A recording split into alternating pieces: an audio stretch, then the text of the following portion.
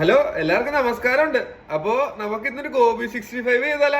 ആദ്യം നമുക്കൊരു കോളിഫ്ലവർ എടുത്ത് വെട്ടിക്കണ്ടിച്ച് സെറ്റാക്കി എടുക്കാം.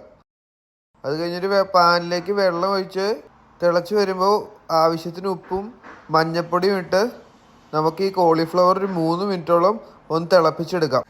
ഇനി കോളിഫ്ലവറൊക്കെ നല്ലപോലെ വെള്ളം പോണ രീതിയിൽ നമുക്കൊന്ന് സ്ട്രെയിൻ ചെയ്തെടുക്കണം. ഇനി നമുക്കൊരു ബാറ്റർ റെഡിയാക്കി എടുക്കണം. അതിനായിട്ട് ഞാൻ ഉപയോഗിച്ചിരിക്കുന്ന അരിപ്പൊടി, ആവശ്യത്തിന് ഉപ്പ്, 1 ടേബിൾ സ്പൂൺ മഞ്ഞൾപ്പൊടി, മുളക് പൊടി, ഗരം മസാല. ഇനി ഇത് നല്ലപോലെ ഒന്ന് മിക്സ് ചെയ്തെടുത്ത് ആവശ്യത്തിന് വെള്ളവും ചേർത്ത് നമുക്ക് ഒരു ബാറ്റർ റെഡിയാക്കി എടുക്കാം.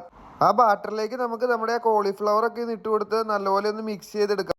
പിന്നെ ഒരു പാനിലേക്ക് ആവശ്യത്തിന് എണ്ണ ഒഴിച്ച് ആ എണ്ണയിൽ നമുക്ക് നമ്മുടെ കോളിഫ്ലവർ എല്ലാം ഒന്ന് വറുത്തെടുക്കാം കേട്ടോ.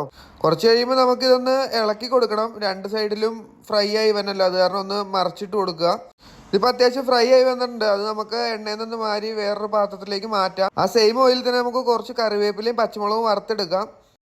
വറുത്ത കറിവേപ്പിലയും പച്ചമുളകും ഞാൻ കോളിഫ്ലവറിൻ്റെ ടോപ്പിലേക്ക് ഇട്ട് കൊടുക്കുന്നുണ്ട്. നമ്മുടെ കോളിഫ്ലവർ ഇപ്പൊ സെറ്റ് ആയിക്കോണ്. അപ്പോൾ ഞാൻ ഒരെണ്ണം കഴിച്ചു നോക്കാം. എന്തായാലും അത് ക്രിസ്പി അടിപൊളിയായിട്ടുണ്ട് കേട്ടോ. അപ്പം എല്ലാവരും ഒന്ന് ട്രൈ ചെയ്ത് നോക്കണം.